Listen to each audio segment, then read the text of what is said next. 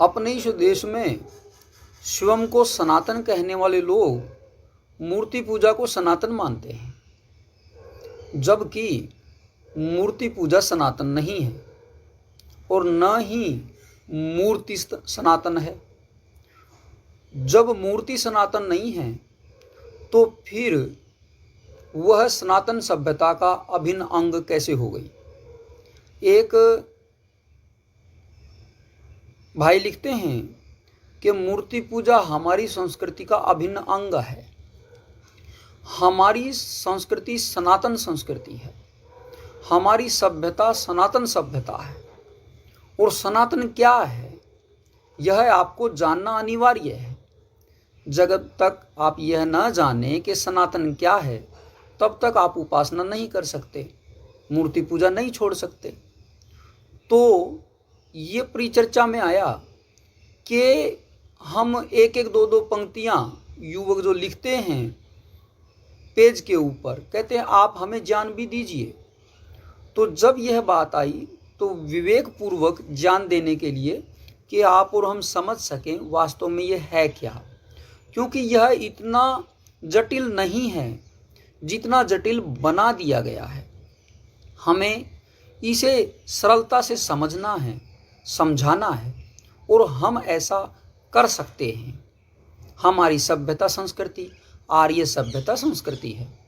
इतिहास में जब हम नज़र डालते हैं तो रामायण का जो इतिहास वाल्मीकि जी महाराज ने लिखा है उसमें श्री राम जी आर्य हैं। महाभारत के अंदर भी जो हमारे पूर्वज हैं वे आर्य पूर्वज।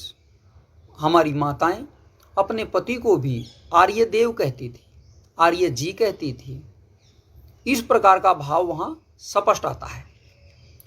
पूरे रामायण में, पूरे महाभारत में, वेदों में, उपनिषदों में या दर्शनों में कहीं पर भी हिंदू शब्द दिखाई नहीं पड़ता है। यह हिंदू शब्द भी स्वयं में सनातन नहीं है। तो हमें एक समझ लेना चाहिए कि हिंदू धर्म नहीं है, यह एक जीवन शैली है। ये मैं नहीं कह रहा हूँ, सुप्रीम कोर्ट का एक आदेश है और जिसे बहुत से लोग परिचर्चा में लेकर के आते हैं। तो हिंदू शब्द धर्म नहीं है, मुसलमान भी धर्म नहीं है, ईसाई भी धर्म नहीं है। ये जीवन शैलियाँ हैं।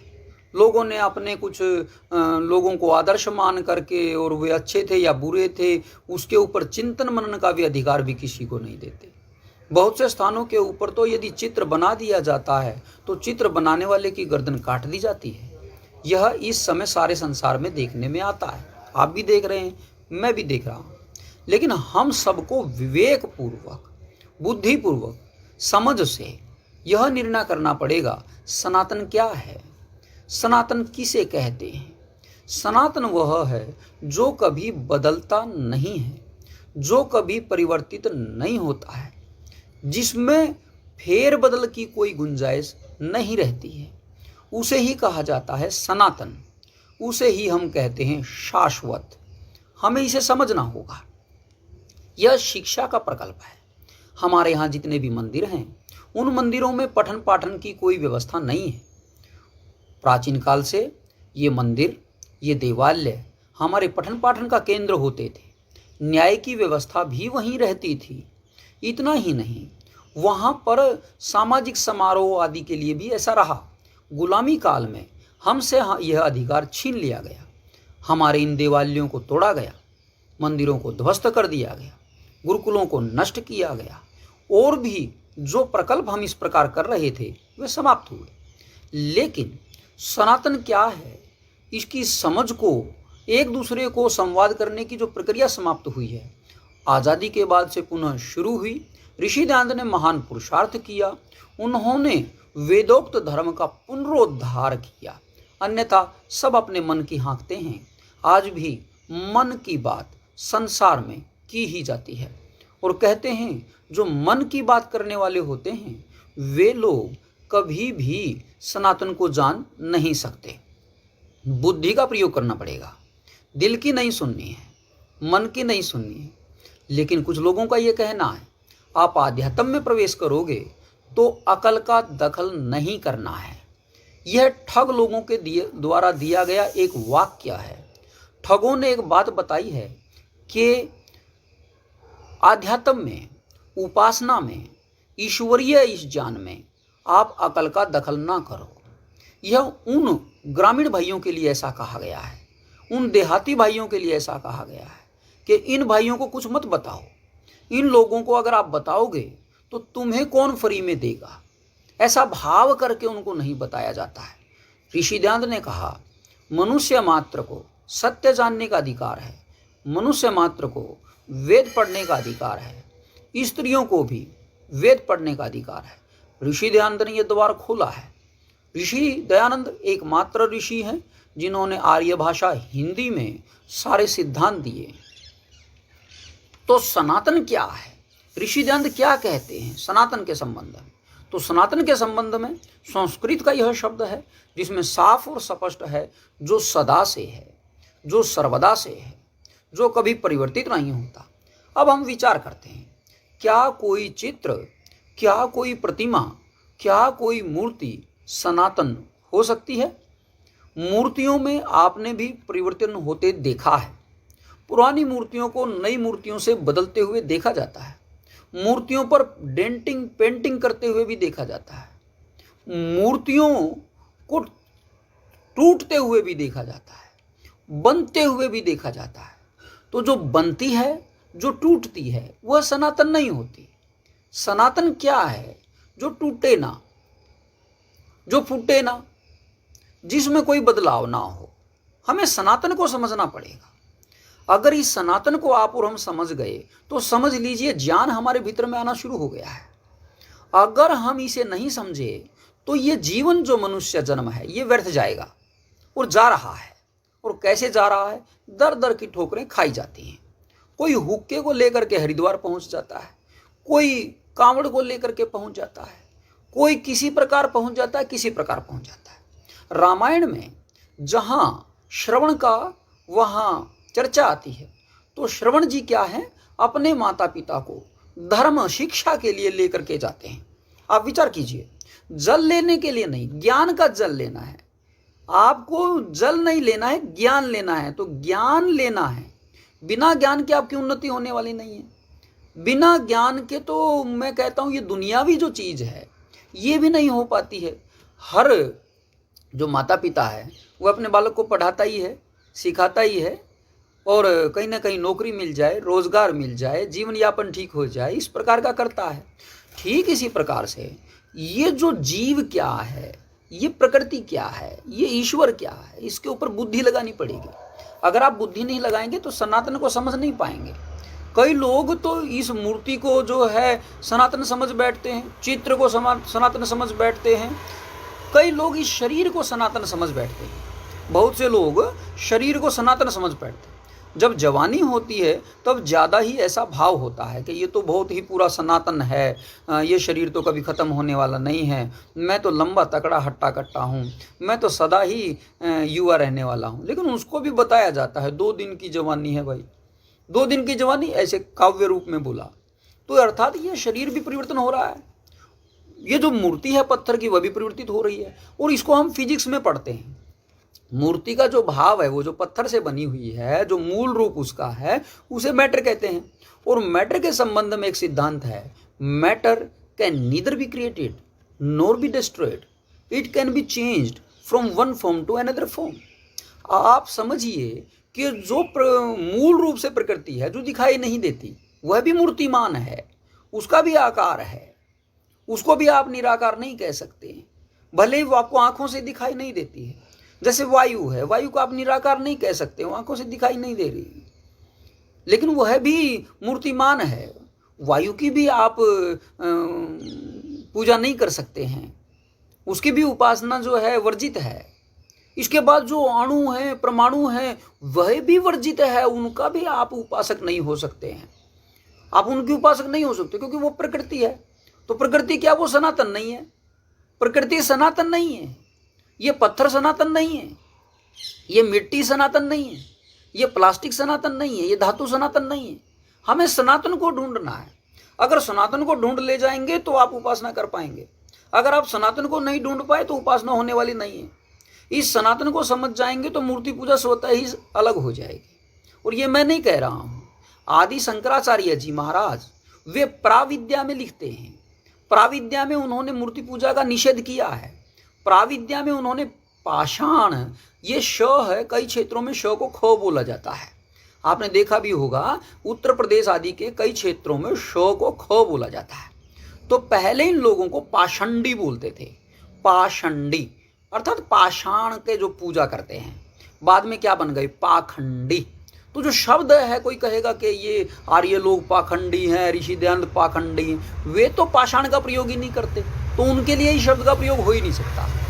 पाखंडी का सीधा अर्थ है पाषंडी, पाषाण का जो प्रयोग करता है, उसकी पूजा करता है, उसकी अर्चना करता है। क्यों वो सनातन को जानता नहीं है, सनातन का उसको ज्ञान है नहीं है, गुरुकुल में कभी गया नहीं है, मंदिर में किसी ने पढ़ाया नहीं है। मंदिर में केवल घंटी बजती है और घंटी बज करके टन हो जाता है, और टन के बाद आगे जो कक्षा लगनी है वो बंद हो गई। इसके बाद अंग्रेज आता है। अंग्रेज ने क्या किया? स्कूल खोला, घंटी भी बजाई और पढ़ाया भी। लेकिन क्या पढ़ाया? उसने वो नहीं पढ़ाया जो पढ़ाना चाहिए। उसने वो पढ़ाया जिसकी उसे आवश्यकता थी। उसे बाबू लोग चाहिए थे तो अंग्रेजी में पढ़ाया। अंग्रेजी में पढ़ा करके नौकरी लगा दिए, थोड़ा सा पैसा आ गया, लोगों ने सोचा आहो यही हमारी उन्नति का मूल है, और अंग्रेज लोगों ने हम पर बड़ा परोपकार किया है। ऐसा नहीं, मनुष्य जन्म किस विद्या के पढ़ने के लिए हुआ है यह जानना बहुत जरूरी है। इसको जानिए, मैं कौन हूँ, मैं कहाँ से आया हूँ, मुझे कहाँ जाना है। जब तक इन प्रश्नों आपके मन में उठते ही नहीं हैं, आप कैसी पूजा कर रहे हैं? तो मैं तो सीधा कहना चाहूँगा, जो पत्थर पूजक हैं, जो पाषाण पूजक हैं, जो ईंट पूजक हैं, जो जड़ पूजक हैं, जो धातु पूजक हैं, जो प्लास्टिक पूजक हैं, जो कागज पूजक हैं, तो ये इन लोगों से मैं कहना चाहूँगा, ये बुद्धि का, अकल का प्रयोग नहीं कर रहे हैं। अकल का प्रयोग नहीं करें। अकल का प्रयोग करेंगे तो बोलेंगे पत्थर है, अकल का प्रयोग करेंगे तो बोलेंगे प्लास्टिक है, अकल का प्रयोग करेंगे तो बोलेंगे धातु है, अकल का प्रयोग करेंगे तो वो वैसे ही करेंगे। लेकिन एक शब्द प्रयोग किया जाता है, उसे कहते हैं भावना। क्या बोलते हैं उसे? भावना। एक और कहते हैं आस्था। एक भावना कहते हैं और एक आस्था कहते हैं। इस शब्द के पीछे बहुत कुछ छुपा लिया जाता है। आस्था, जैसे कुछ लोग बोलते हैं गुरु में विश्वास करना चाहिए, और गुरु में विश्वास करना चाहिए, गुरु में आस्था होनी चाहिए, और इतनी आस्था होनी चाहिए कि वो जो बोले वैसा करो। और ऐसे ऐसे गुरु गुफाओं में हमारी बहन बेटियों को ले जाते हैं। तो इसलिए आर्य लोग ये कहते हैं कि बुद्धि का प्रयोग करो। चाहे कोई भी गुरु है, चाहे माता पिता है, चाहे रिश्तेदार हैं, चाहे सगे संबंधी हैं, बुद्धि का प्रयोग करो। अभी जैसे आजकल सारे देश में को एजुकेशन चल रही है, बहन बेटियां फिर भाग रही हैं, फिर कहते हैं ये लव जिहाद। ये लव जिहाद नहीं है, ये को एजुकेशन ही लव जिहाद है। इसको समझिए।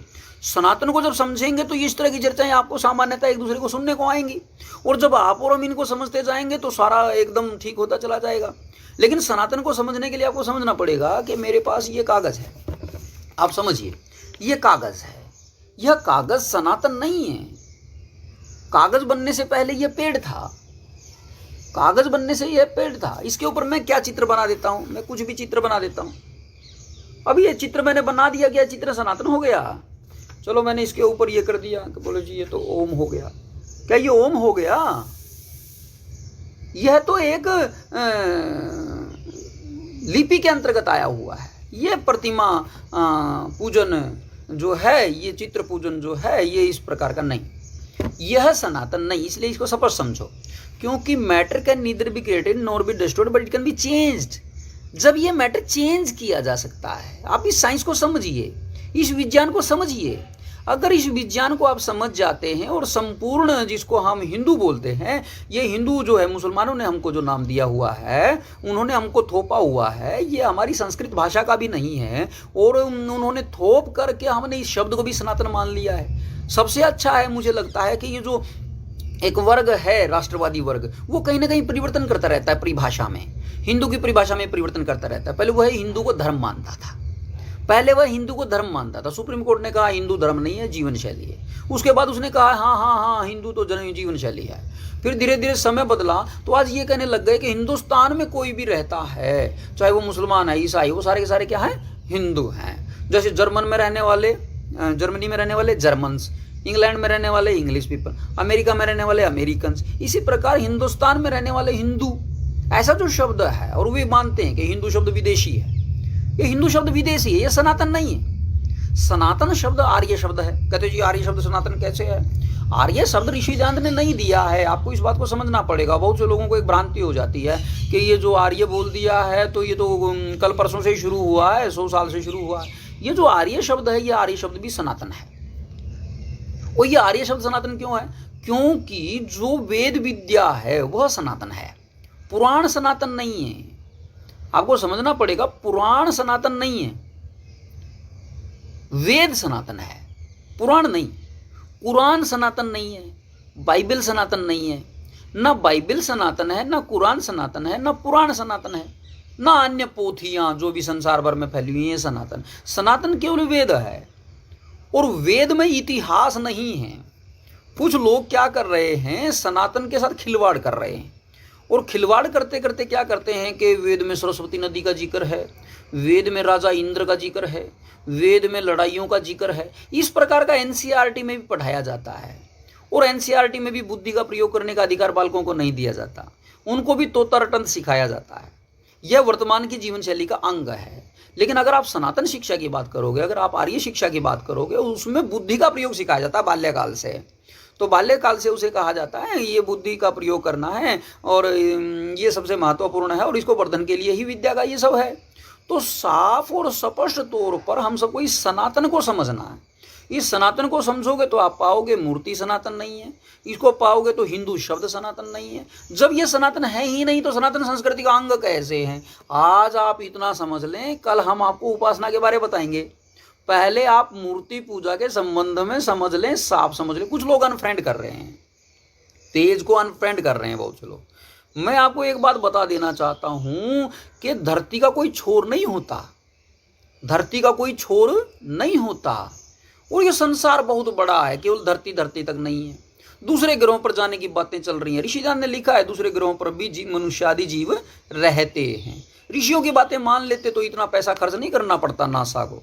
नासा बहुत पैसा खर्च कर रहा है, आदमी होंगे कि नहीं होंगे, वहाँ नहीं होंगे, वहाँ होंगे, वहाँ नहीं होंगे, वहाँ नहीं होंगे। किसी काल में अंटार्कटिका में मनुष्य नहीं थे, अभी कुछ कुछ जाने लग गए।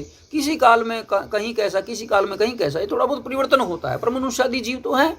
तो मनुष्यादि जीव ऋषिदान ने बताया। ऋषि दयानंद सनातन शिक्षा का प्रचार के लिए सत्यार्थ प्रकाश लिखी है। तो मैंने आज थोड़ा सा बताया है, अभी 20 मिनट हुआ है, अभी 10 मिनट और हम चर्चा करेंगे। मैं आपको एक बात बता देना चाहूँ, सनातन के बारे में अधिक से अधिक जानना चाहते हो तो सत्यार्थ प्रकाश पढ़िए। आप सत्यार्थ प्रकाश पढ़ेंगे तो मूर्ति पूजा छूटती चली जाएगी, और मूर्ति पूजा छूटती चली जाएगी तो स्वतः ही विवेक उत्पन्न होगा। जब तक मूर्ति पूजा कर रहे हैं आप जड़ बुद्धि हैं, और आप जड़ बुद्धि रहने वाले हैं, क्योंकि जो जिसकी संगत में रहता है वो उसके जैसा हो जाता है। अब आप चोर की संगत में रहोगे तो चोर बन जाओगे, आप डाकू की संगत में रहोगे तो डाकू बन जाओगे, आप लुटेरे की संगत में रहोगे तो लुटेरे बन जाओगे, आप सज्जनों की संगत में रहोगे तो सज्जन बन जाओगे, और पत्थरों की संगत में रहोगे तो पत्थर बन जाओगे, जड़ की संगत में रहोगे तो जड़ बन जाओगे। यह वास्तव में ऐसा है, इसलिए इस जड़ता को छोड़ो। समस्या कहाँ है? कुछ लोग ये कह रहे हैं कि अगर मूर्ति पूजा छूटेगी तो मंदिर में क्या करेंगे। समस्या यहाँ खड़ी है, जहाँ तक मैं समझ रहा हूँ। कुछ लोगों को ये शंका है कि अगर मूर्ति पूजा छूटेगी तो वहाँ क्या करेंगे, वही करेंगे जो वहाँ पहले होता था। ये मूर्ति पूजकों ने कब्जा कर लिया है। शंकराचार्य जी को मार दिया गया, और शंकराचार्य जी के मारने के बाद पराविद्या के अंदर उन्होंने जो जो लिखा था उसको इम्प्लीमेंट नहीं किया गया, और जब उसको इम्प्लीमेंट नहीं किया गया तो उन्होंने वो किया जो शंकराचार्य जी के विरुद्ध था। शंकराचार्य जी ने तो वहाँ यज्ञ आदि करवाने का सारा प्रकल्प किया हुआ है। उससे पहले भी यज्ञ आदि जो हैं देवालय में होते, इसका नाम ही देवालय है। तो देवालय में देव पूजन होता है, देव यज्ञ होता है। आर्यों में परंपरा है प्रातःकाल और सायंकाल यज्ञ होवे। प्रत्येक हमारे देवालय में प्रातःकाल और सायंकाल यज्ञ होवे। यह सुनिश्चित कौन करेगा? यह सुनिश्चित करेगा हमारा सनातन समाज, यह सुनिश्चित करेगा हमारा हिंदू समाज, जिसको हम वर्तमान में हिंदू बोलते हैं। तो ये हिंदू समाज उसको करेगा। हमारे को एक सुनिश्चित, जब आप विवाह करवाते हो, विवाह भी आप किस पर करवा रहे हो? यज्ञ कुंड पर करवा रहे हो। फिर आप जब यज्ञ कुंड पर करवाते हो तो आप किसी होटल में करवा लेते हो, आप किसी ढाबे पे करवा लेते हो, आप किसी कम्युनिटी सेंटर में करवा लेते हो, आप किसी चौपाल में करवा लेते हो, आप कहीं पर भी विवाह करवा लेते हो। ये बड़ा गलत है। हिंदुओं को दृढ़ होना पड़ेगा कि उनके विवाह आदि जो 16 संस्कार हैं, एक को छोड़ करके, वो अंत्येष्टि का है। तो जहाँ जहाँ जिसका जिसका लिखा है, लेकिन दैनिक जो यज्ञ है, नित्य जो यज्ञ है, वह हमारे देवालय में होना चाहिए। यह हमें सुनिश्चित करना होगा। और अभी अयोध्या में भी वहाँ हम बहुत वैदिक सिटी बनाने का प्रकल्प चल रहा है, कुछ और चल रहा है, वहाँ पर ये ध्यान रखना चाहिए कि दैनिक यज्ञ हो। श्री राम जी दैनिक यज्ञ करते थे, सीता जी दैनिक यज्ञ करते थे। अगर आप राम मंदिर बना रहे हैं और श्री राम जी की तरह दैनिक यज्ञ नहीं वहाँ होता है, प्रातःकाल और सायंकाल सीता जी जैसे यज्ञ करते थे वैसे वहाँ यज्ञ नहीं होता है, तो उसका लाभ किसको मिलेगा? क्या हम दुनिया को संदेश देने जा रहे हैं? हमारे को बहुत ही उच्च अवधारणा के साथ, क्योंकि हमारे जो सम्राट आर्य नरेश चक्रवर्ती सम्राट महाराज श्री रामचंद्र जी हुए, जो भी उनके विरुद्ध गया, अर्थात जिन्होंने वेद को छोड़ दिया, जो वेदोक्त से विरुद्ध हो गया और अपनी मन मर्जी करने लगा, मन की बात करने लगा, तो क्या किया श्री रामचंद्र जी ने? उसको लंका में जाकर के समाप्त कर डाला। उसके बाद अपने भाइयों को भेजा, अयोध्या आने के बाद अपने भाइयों को भेजा। यह अभियान उन्होंने लगातार चलाए रखा। तो यह अभियान हमें चला करके रखना चाहिए। और केवल ये समझने हमारा देश इतना ही है, हमारे जो लोग हैं, हमारे भाई जो सनातन भाई हैं विदेशों में बैठे, और अंग्रेज भी जो है सनातन धर्म को अपना सकते हैं। अभी तक तो क्या हमने हिंदू को एक नस्ल बना दिया है, नस्ल से बाहर निकले। अगर नस्ल बनाओगे तो हम भी हिटलर हो जाएंगे। हिटलर भी जर्मन में कहता था हम आर्य हैं, हिटलर भी कहता है हम आर्य हैं, ईरानियन लोग भी कहते हैं हम आर्य हैं, अफगानिस्तान एयरवेज है उसका नाम भी आर्यन एयरवेज है। तो ये जो आर्य जो शब्द है, ये सनातन शब्द है, संपूर्ण धरती में पाया जाता है, संसार की सब भाषाओं में पाया जाता है, और हर भाषा में इसका अर्थ एक ही है, श्रेष्ठ, अच्छा और सच्चा। तो आर्य का अर्थ होता है अच्छा और सच्चा, और अच्छा और सच्चा जो होता है वो बुद्धि का प्रयोग करता है और वह सनातन को मानता है। और जो सनातन को मानता है वह मूर्ति पूजा नहीं कर सकता है, क्योंकि मूर्ति पूजा सनातन नहीं है। ये तो अभी 1, 1.5, 2,000 कहीं कहीं ऐसे परिवर्तन ये होती चली आई है। कहाँ से आई, कैसे आई, ये भी मैं बता देना चाहूँ। जैसे हिंदू शब्द विदेशी है, वैसे मूर्ति पूजा भी विदेशी है, ये विदेशों से आई है। जो विदेशी लोग मध्य में शक आए, हुण आए, कुछ लोगों ने कहा हमने उनको पचा लिया। हमने नहीं उनको पचा लिया, हमने उनको भी अपना लिया। एक सेकुलरिज्म हमने उस समय पर भी किया था। इस सेकुलरिज्म को आप कर सकेंगे। तो आर्य का अर्थ है अच्छा और सच्चा। आर्य का अर्थ है अच्छा और सच्चा। इसका सीधा साफ अर्थ है श्रेष्ठ, इसका सीधा अर्थ है सज्जन, इसका सीधा अर्थ है सभ्य। तो ये जो शब्द है इसको अपनाने में मुझे नहीं लगता संपूर्ण भारतवर्ष को कोई शंका किसी प्रकार की होनी चाहिए, किसी समुदाय को होनी चाहिए। चाहे वो जातिवाद को मान रहा है, प्रांतवाद को मान रहा है, क्षेत्रवाद को मान रहा है, वो भी चाहता है मेरे घर में अच्छे और सच्चे बच्चे पैदा होने चाहिए, मेरे भाई अच्छे और सच्चे होने चाहिए, मेरे गाँव के लोग अच्छे और सच्चे होने चाहिए। तो वे आर्य शब्द यहाँ से आया है। कुछ लोगों ने इसे तरह तरह से राजनीति के आधार से किया है, बाहर से आए, वहाँ से आए, वहाँ से आए, वहाँ से आए। लेकिन बाबा साहब अम्बेडकर जी साफ लिखते हैं, नहीं नहीं, आर्य का अर्थ है अच्छा और सच्चा, बाहर से नहीं आए हैं। आर्य का अर्थ ही है अच्छा और सच्चा, बाहर से नहीं आए हैं। वो सीधा साफ स्पष्ट लिखते हैं। तो हमें इन चीज़ों को थोड़ा थोड़ा ग्रहण करना चाहिए, थोड़ा थोड़ा जानना चाहिए और एकता की तरफ बढ़ना चाहिए। हमें विभेद करने का कोई अधिकार नहीं है। संपूर्ण भारतवर्ष जो है यह आर्यवर्त प्राचीन काल रहा है, पुनः आर्यवर्त बने। ईश्वर हम बढ़ सकते हैं, लेकिन इसके लिए आवश्यक होगा उपासना। उपासना के बिना आप आगे नहीं बढ़ पाएंगे। व्यक्ति क्या सोचता है, हर बात को राजनीतिक दृष्टिकोण से सोचता है। आजकल इस दिमाग में ना एक राज रोग लगा हुआ है पिछले 5000 साल से। ऋषिदान ने सत्याप्रकाश में लिखा है, राज रोग लिखा हुआ है, राज रोग। तो इस राज रोग की वजह से क्या मैं जो भी शब्द प्रयोग कर रहा हूं तो व्यक्ति सोचेंगे नहीं नहीं ये राजनीति, नहीं नहीं नहीं ये इसके पक्ष में, ओहो नहीं नहीं ये उसके पक्ष में। तो ये राजनीतिक पार्टी के दृष्टिकोण से मेरे शब्दों का चयन करेंगे, ऐसा नहीं होना चाहिए। हम सबको सनातन की बात करनी है। हम किसी एक पार्टी से बंधे हुए, हम किसी एक दल से बंधे हुए, हम किसी एक समुदाय से बंधे हुए, हम किसी एक क्षेत्र से बंधे हुए, हम किसी एक भाषा से बंधे हुए, हम किसी, ऐसा नहीं, ऐसा नहीं है। आर्य का अर्थ है कि जो किसी से बंधे, जो जानता है संसार परिवर्तनशील है, संसार परिवर्तनशील है, संसार सनातन नहीं है। बोलो मेरे साथ में, संसार परिवर्तनशील है, संसार सनातन नहीं है। ये संसार परिवर्तनशील है, पार्टियां परिवर्तनशील हैं, पार्टियां बदलती रहती है, आती रहती हैं, जाती रहती है, बनती रहती हैं, बिगड़ती रहती हैं, ये सब चलता रहेगा। हमें सनातन विद्या को प्राप्त करना है, और जब सनातन विद्या को प्राप्त करेंगे तभी उपासना को समझ सकेंगे, अन्यथा उपासना आपके समझ में आने वाली नहीं है। अपने मनों का मैल निकाल दीजिए और जो कानों के अंदर शीशा डाल दिया गया था, हमारे कानों में शीशा डाल दिया गया था उन लोगों के द्वारा जिन्होंने वेद विद्या पर कब्जा कर लिया था और जिन्होंने ये कहा था कि शूद्रो स्त्री शूद्रो न धीयता, महिला को और शूद्र को तो पढ़ने का अधिकार ही नहीं है। मुट्ठी भर लोगों के हाथ का खिलौना बन करके रह गया वेद, और वेद जब मुट्ठी भर लोगों के हाथ का खिलौना बन करके रह गया, उन्होंने मन मर्जी से किया। खुद मांस भी खाते, पंडित जी कहलाते, खुद झूठ भी बोलते, ब्राह्मण जी कहलाते, खुद नशेड़ी हैं और सन्यासी कहलाते। मैंने कुछ उदाहरण पिछले दिनों युवकों ने जो किया प्रयास उसमें दिए भी हैं। ऐसे ऐसे लोगों को जो धूम्रपान करते हैं, cigar smoking monk, cigar smoking जो मोंक हैं उनको धार्मिक बना दिया गया इस देश में। अब विचार करके देखियो, मांस खाने वाले लोग हैं उनको धार्मिक बना दिया गया इस देश में। आपको धर्म का निर्णय करने पड़ेगा। धर्म सनातन है, धर्म अपरिवर्तनीय है, धर्म कभी परिवर्तन तो होने वाला नहीं है, वो सदा सर्वदा एक सा रहने वाला है। तो ये निर्णय करो, सदा एक सा रहने वाला कौन है? बीड़ी पीने वाला, सिगरेट पीने वाला, शराब पीने वाला, कबाब खाने वाला, मांस खाने वाला, झूठ बोलने वाला, बलात्कार करने वाला, और सारा दिन जिसको ये लगा रहे मैं, जिसको ये मैं लग गई है उसका क्या होगा? तो हमें सनातन को जब समझेंगे तो आपके मन में सहृदयता उत्पन्न होगी, और इस सहृदयता से आप संवेदना से और विवेक से और इस विराग से आप समझ सकेंगे कि मूर्ति पूजा सनातन नहीं है, हिंदू शब्द सनातन नहीं है, ये सनातन धर्म का अंग नहीं है, ये सनातन सभ्यता का अंग नहीं है, ये सनातन संस्कृति का अंग नहीं है। और जहाँ चाहो वहाँ बुला लो, हम आने के लिए तैयार बैठे हैं। और मैं अकेला नहीं हूं, मेरे जैसे हजारों युवक तैयार बैठे हैं। आर्य समाज पूरे भारतवर्ष के आर्यकरण के लिए तैयार बैठा है, पूरे तरीके से तैयार है, सारे युवक तैयार हैं। स्वाध्याय पूरा हो चुका है। ऋषि दयानंद को काशी के अंदर जीतने के बाद भी शास्त्रार्थ हुआ, काशी हार गई, उसके बाद भी काशी ने स्वीकार नहीं किया। बोले पेट का सवाल है। क्या पेट के सवाल के लिए आप सनातन से खिलवाड़ करेंगे? क्या धर्म के लिए आप पेट से खिलवाड़ करेंगे? धर्म एव हतो हंति धर्मो रक्षति रक्षिता। जो धर्म को मार देगा धर्म उसे मार देगा। श्री कृष्ण जी धर्म के लिए यदा यदा धर्मस्य ग्लानिर्भवति भारताभ्युत्थानम धर्म से तदात्मानं सृजाम्यहम्। हम आर्य बने हैं धर्म की रक्षा के लिए।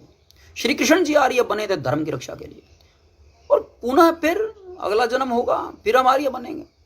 तो श्री कृष्ण जी हमारे आर्य पूर्वज, श्री राम जी हमारे आर्य पूर्वज, उनको कोई ईश्वर ना कहे। ईश्वर कह करके आप ईश्वर की तौहीन कर रहे। श्री राम जी ईश्वर के उपासक थे, श्री कृष्ण जी ईश्वर के उपासक थे, उन्होंने कभी मूर्ति पूजा नहीं की। आप रामायण में महाभारत में अगर मूर्ति पूजा का लेश भी दिखा दें, मुझे बता दें, मैं चैलेंज करता हूं, कोई शंकराचार्य, कोई अपने आप में विद्वान मानता है, बताइए।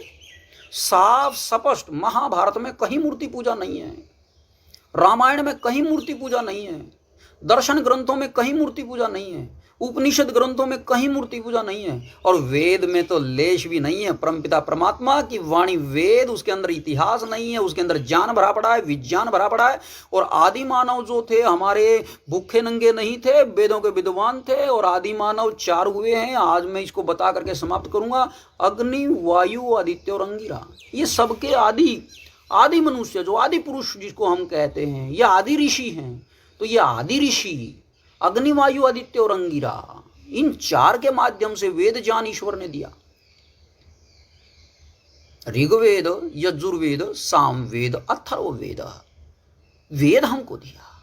इस वेद ज्ञान से सभ्यता और संस्कृति फैली, हम चलते चले आए। महाभारत के युद्ध के पश्चात जो भी गड़बड़ियां हुई हैं, 5000 साल से यह धर्म युद्ध जारी है। इस धर्म युद्ध को कैसे जीता जाएगा और वेद प्रतिस्थापित होगा, इसके लिए आपका सहयोग अति आवश्यक है। निकटतम आर्य समाज में अवश्य जाएं।